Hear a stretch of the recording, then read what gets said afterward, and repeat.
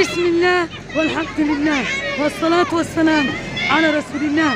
خير الأيام هو يوم الجمعة، وأفضل الصدقات عند الله سبحانه وتعالى هي سقي الماء في يومنا هذا الجمعة المباركة 15 جماد أول 1444 يتم إيصال هذه السقيا الطيبة لهذه المنطقة المحتاجة والمتضررة من قرى وادي الجندية، قرية وادي الترتور. سقي هذا الواد رقم 4 لأبي سليمان عنه عن والديه وأهله وذريته، تقبل الله طاعتهم. نسأل من الله مني وجوده وكرمه أن يجعل هذه السقيا في ميزان حسناتك يا أبي سليمان. كتب الله أجرك، شكر الله سعيك، رفع الله قدرك، بارك الله لك في مالك وذريتك وأولادك. هنيئا لك دعوة في دار الغيب مولى الأطفال.